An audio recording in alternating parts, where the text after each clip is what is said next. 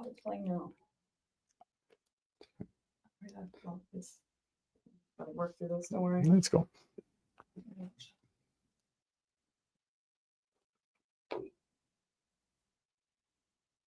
I'm just watching the bar.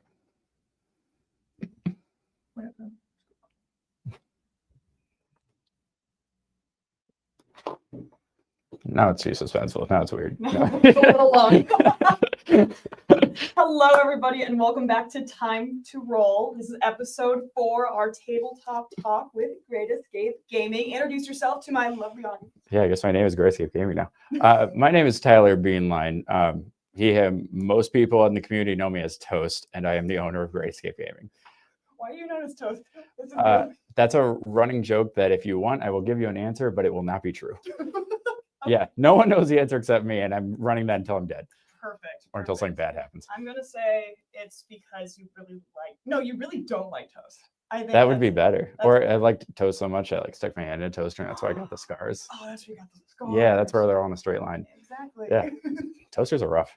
Well, today we're going to talk about tabletop. Toaster Talk is our after show special. Yes. So we can talk about toasters after that. Yeah. But to start, tell me a little bit about what you do. Tell me a little bit about Great Escape Gaming. So, Great Escape Gaming, we're a tabletop hobby store. And tabletop, I believe for today, we'll be mostly talking tabletop RPGs, like role-playing games, Dungeons and Dragons, so on and so forth.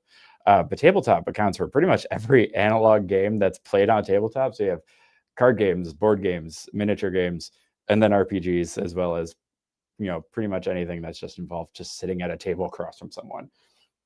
So in general, we carry a little bit of everything.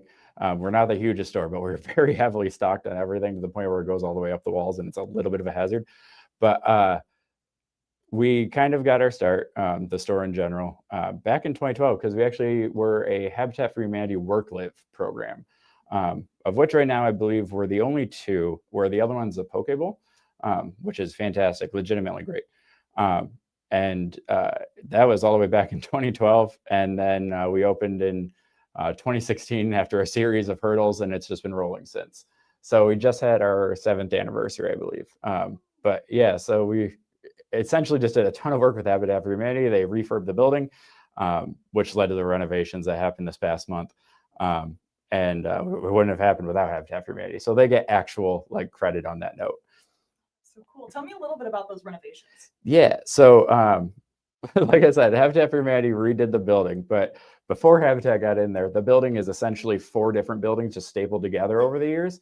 Building is crazy old, and you can tell every single part is a different decade. But one of the big problems is that for our main game room, there's a large stairwell in the middle, which ironically didn't actually take up that much floor space. But the problem is that if you're standing in one corner, you can't see another corner. Right. Yeah. Which turns out is a problem, especially when you're yelling announcements. You can't yell down the middle. You got to do left, right, and then go around the corner and yell it again. Yeah. So pretty much we ran into so many headaches of just laying out the entire room, just either to fit people in there or events, whatever. And it was one of those okay, this just has to happen. And we put it off for a long time. And then essentially this last year, I was like, I'm doing it. I don't care what I have to do to get it done. And all we did was move that stairwell against the wall and cover it with some carpet. And the entire room opens way up. It's surprising how much removing something from the center of a room adds floor space. Not even in a literal way, just in I did not realize how much this was taking up just by avoiding it kind of thing. So we essentially doubled the amount of people we could have at the store, double the amount we can do for events. And everything looks so much nicer because we got new carpet. We got the construction all done. It's all beautiful. Swank did it. And it fits, it's swanky. And yeah, no, I mean, it's wonderful. Being in there now after the construction feels good. Okay. So with all this new space. Yes. All this new table space, event space, what are you planning on doing with it? Right now, just enjoying it. Standing like this going, wow. Yeah. Well, so it's kind of where you're you don't realize what it was before, and now you're oh, this is awesome now. Because with the events we had before, we always capped them at 16 just because of space. And then it's oh, just by moving that, we doubled all of our space now. So it became way easier that now when we're running events, we can have other people in there just hanging out way easier. If we were running like bigger, more competitive events for like card games or board games, you can actually do it to like 32, 40 people kind of thing. Yeah, it becomes like an actual like, oh, this is like actual like significant prizes. Like the Magic has like a whole Pro Tour kind of thing. And we can do qualifiers for that now just because of that space. And then not to mention, any of our customers who've been there over the last 7 years know the feeling of coming in and it's too busy that they can't find a seat. Yeah, now that it's way more opened up, I mean, as much as I'd love to see it so busy that we can fill up the 40 spaces in addition to the other ones, but now you will have space for everything. Yes. Bring all my tables out. I go nuts. Oh my gosh, yes. That's on you. That's a lot of carrying. Listen, That's everyone. That's manual labor. Yeah. A couple of us have really gotten into Warhammer. 2 people Yeah. really into Warhammer, and I have one little guy. Age of Sigmar, 40K. 40K. Yeah. What do you play? I'm for the Hive. Okay. I got one bug, exactly one. I haven't even baited him. I play Tau. I actually have no room to talk. So yeah. Yeah, a couple of my friends have really big armies. Yes. Yeah. Several. It adds armies. up real quick. Yeah, they have whole like cabinets full of them. Yeah. And Do they paint them though? Yeah. Okay. They've all been right. like quietly working. Yeah, right. They've been quietly. They win working this for one. it. Like a good friend of mine, he has a Necron army, and he's just fair. like he just maybe just being like a couple months ago. Nice. But, just like put some finishing touches on some things. Finishing really touches. cool. Yeah. But we just kind of looked at them and went, "Wow, look at all the work we've done." We could do that. Yeah. Now what with these? So I guess we can go buy and then bring our little. Oh, guys. absolutely. I kind of so like we used to have very large like permanent mini tables that were just like 8x4s and 6x4s for like Warhammer, and then like there's like Marvel Crisis Protocol and like so on that use different like sizes. And with the space change, we actually had to adjust it because we had to get rid of those tables. But now we're putting up semi-permanent ones that mount up against the wall. Yeah. That's so cool. Yeah, I'm gonna knock on wood. The plan is to do it this weekend. But essentially it's one of those we can double all of our table space as well as doubling all the minis table spaces. So exciting. Yeah, it's a lot of fun. I am not a woodworking person and I smelled like stain for like a week, but it's almost done. Yeah. Almost done. Fingers crossed. Yeah. It's gonna be so cool. Mostly it's just the actual putting it on the wall now part. Just some duct tape. Yeah, I hope Trust not. me, I'm like a master carpenter, obviously. And That's why I'm here. as long as it's like the Gorilla duct tape and not the silver one, you think you'd be fine. Exactly. There you go. Or the pretty colorful ones that people used to make wallets out of. Honestly, yeah, we do have like the LGBT like logo for like our old logo before the new branded ones I'm not wearing. The invincible branding. Yeah, leave me alone. So I mean, it would match the logo and most of that room, honestly. There you go. See, look, I am like your interior designer now. Yeah, as long as it's duct tape, As long as it's only duct tape, that's all I got. which honestly isn't hard. So with our conversation so far, it's been Yes. a lot of a base about community. Yes. So I guess my question for you is why should people join tabletops? Why should people join this community? Whether it's like Warhammer or Dungeons and Dragons. Oh, it's or just all tabletop just all of stuff. them. Yeah. Card Um, games. because in my opinion, tabletop gaming is social scaffolding, in the sense of at a bare minimum, like even if everyone's like grumpy or whatever, they still want to talk to someone. There's still that social aspect of it, and pretty much all tabletop gaming does is provide a structured like response to that. And at a bare minimum, all of these games are hobbies. Like you can collect them. I mean, Warhammer, you can put together and paint. You don't even need to play the actual game for it, kind of thing. And all of the tabletop stuff just provides kind of like an easy avenue for it. Like you can have no friends, you could have no social skills, but everyone is coming to the table at the same thing. You play Magic, you play Pokemon, whatever. Everyone's there for the same goal. I mean, like literally my closest group of friends I met in high school as pure strangers because I went to Gamer Sanctuary is now closed in Flint, but I went there for like a Friday Night Magic. Someone handed me a deck and was like, hey, you get to play today, because I was a super not social kid. I didn't have money, I didn't have Magic cards. And I sat down against like one of my closest friends, like round one, and then through him, literally everything exploded, and now we're here. And it's like just that kind of aspect of like, I might not, know these people, but we have something in common from the get-go. Exactly. At bare minimum, you have something to talk about, and that's all you need. You guys are like the social construction workers. Yes, You're that's the carpenters. scaffold. You need the scaffolding. Yeah. You guys are doing that for people. That's super sick. Absolutely, no hard hats. No hard hats. Speaking of tabletop, speaking Yes. of cards, this is the most important question. This is the most journalistic question I can ever ask. What is your favorite role play game, like tabletop role play game, card game, and you can even throw in a favorite miniature game. Oh, but no board games then. No board games, not yet. Not yet. Soon. Episode 5. That's episode 5 with board game talk. Unfortunately, I'm pretty bored with D&D or RPG. Sorry, because specifically, actually, I think it's Pathfinder because it comes from Dungeons and Dragons 3.5, which is what I started with. It just feels like an improved version of it. It does feel like an improved version. But Pathfinder is like the easy go-to, even with the new D&D books coming out, and they're solid. I think it's just comfort, honestly. Card game, Magic the Gathering. That's what got me started on all this. Even before like everything, I met most of my friends through it. Most of the people that I'm close with today, I'll play it. It's kind of just the glue that like brought everyone together kind of deal. And then miniatures games is actually Marvel Crisis Protocol, which is not Warhammer or Age of Sigmar. It's a much smaller game. It's skirmish, so it's like 5v5, but it's all Marvel characters. Oh, that's really cool. Yeah, so you can have like Captain America and Spider-Man fighting against like, the Fantastic Four kind of deal. They're actually out yet, but that's a whole thing. I just made a whole bunch of people at home that know what I'm talking about really mad. But it's one of those, you take things you like and then you put it in a structured form that isn't, normally what you play with. Like you like the Marvel movies, you'll probably also like the minis game kind of deal. Okay. Yeah. We have a bunch of people out there. I will bully everyone. Everyone would probably really enjoy this game. Everyone's really into Marvel. Yeah. Legitimately, at the end of the day, it is just like, I want to team up Spider-Man with Captain America, and they've got abilities and tricks, and like it's still like skill-based and rolling dice, but it is just like seeing your favorite characters interact. It's like the board game version of Marvel Rivals, kind of. Yes. Kind of, yeah, literally. I still haven't played. You don't need to, it's fine. Perfect. I've played Overwatch. Video game, not tabletop. Okay, now I gotta ask, what's your video game? Are you a gamer in that? Legend of Zelda Majora's Mask. Okay, that's a really good answer. Yeah, I know. By yourself? Okay, currently my favorite is Helldivers 2. Okay, more modern, but yeah. It's more modern. I have to like think into my past. Probably just nostalgia bait is Pokemon Emerald. Oh, absolutely. That was one of my first actual games that were like mine. And then it sticks with you forever. Yeah, Pokemon will. And that's why Pokemon's so popular. It is so popular. It's just nostalgia for adults. So popular though. We were talking about scalpers earlier. Yes, we were talking about scalpers earlier. Let's talk about scalpers. All right, you start. All right.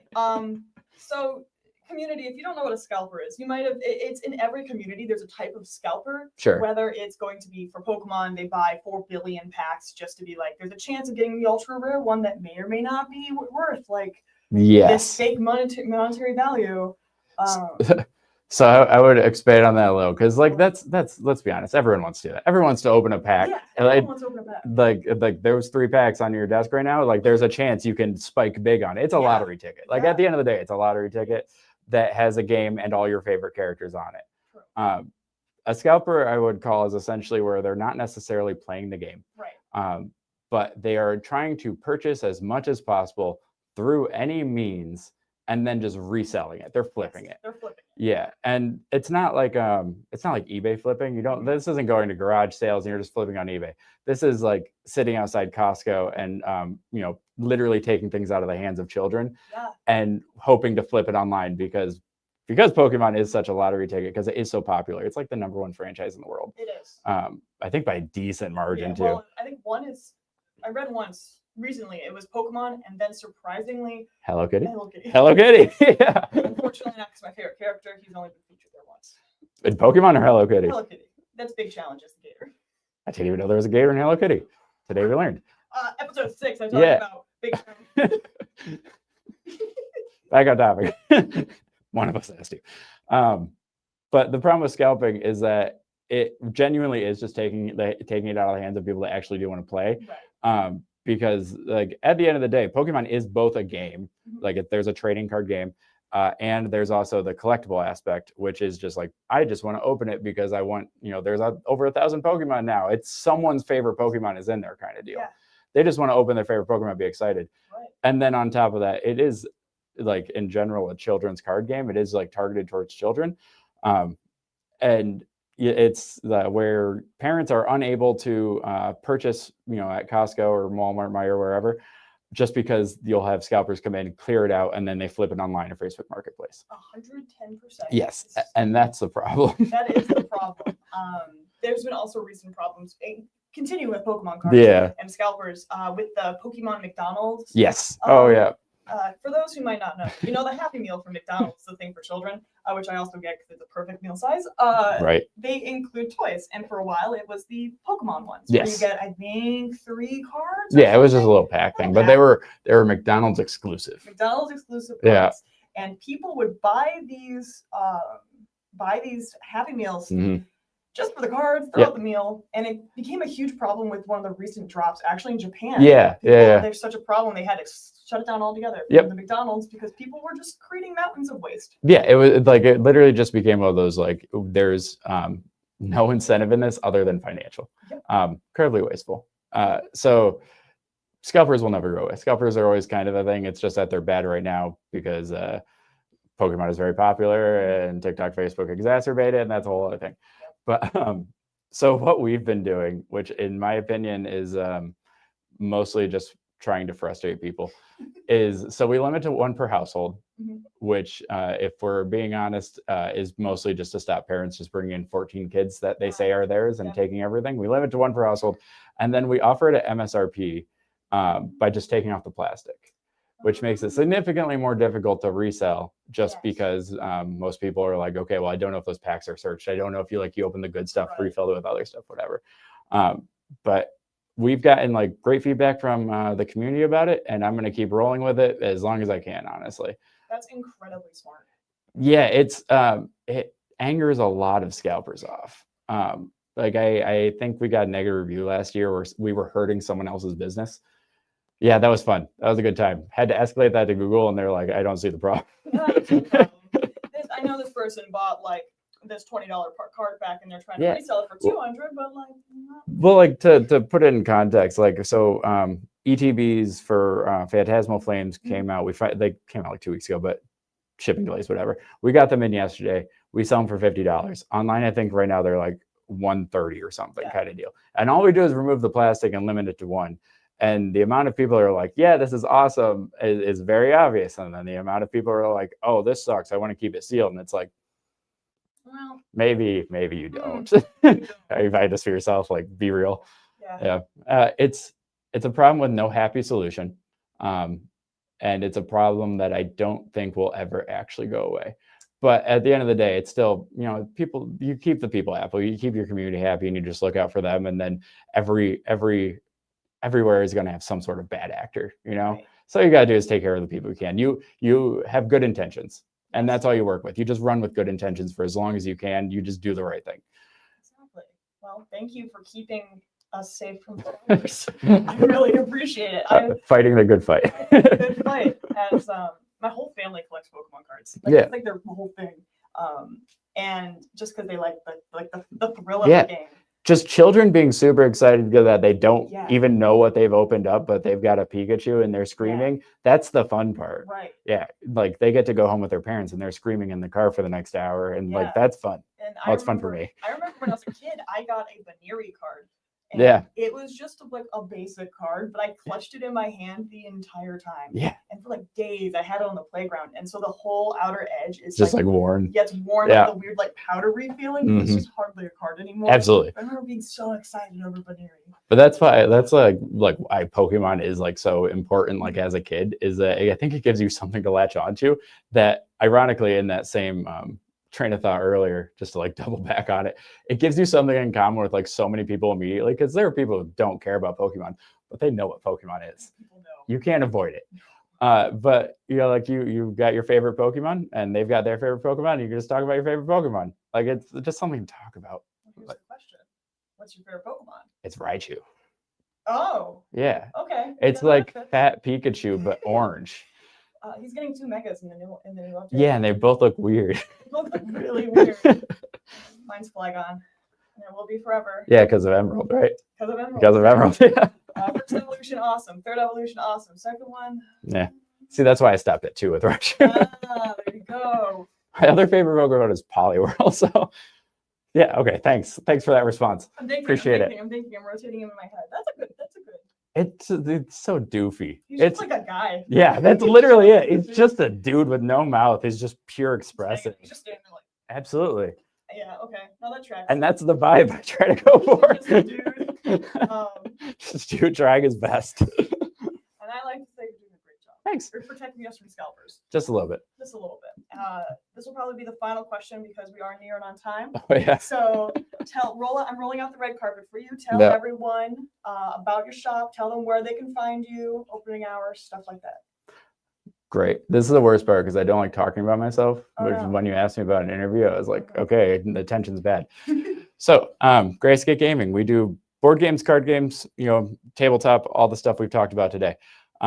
We carry accessories for all those things. We run events for pretty much all of them. Board games are a little funky on the competitive sense, but we also have like a demo shelf for like board games. So even if there's not events for you, you can come by and just play board games for free.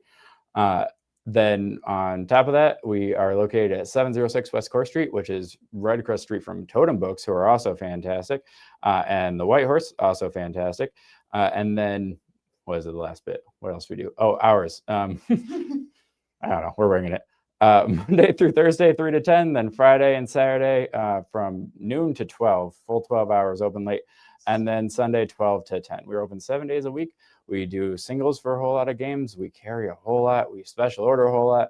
It's fun. I don't know. We got a whole lot of games going on. Oh, a whole lot of fun. That's what it sounds like. Yeah, absolutely. Because that's the thing, is at the end of the day, even if the game sucks, you're still hanging out with friends. You're still hanging out with friends, and everyone's now saying, "Oh, this game kind of sucks." Yeah, you have another thing to talk about. That's all like tabletop really is just another thing to talk about. It's an entertainment platform where at the end of the day, you just get something to talk about.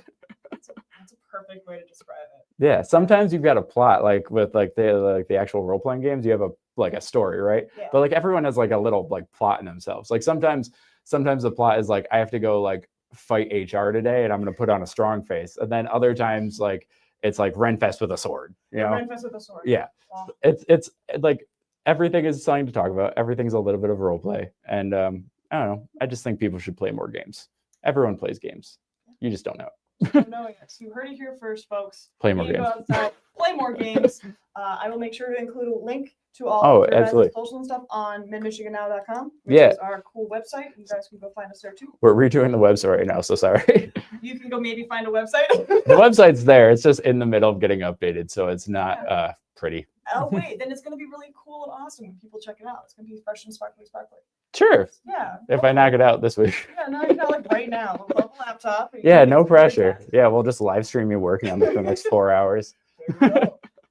Well, thank you so much for joining me today. Yeah, absolutely. Thank you all for joining me today, and I will catch you guys later with the next episode. Bye. Bye.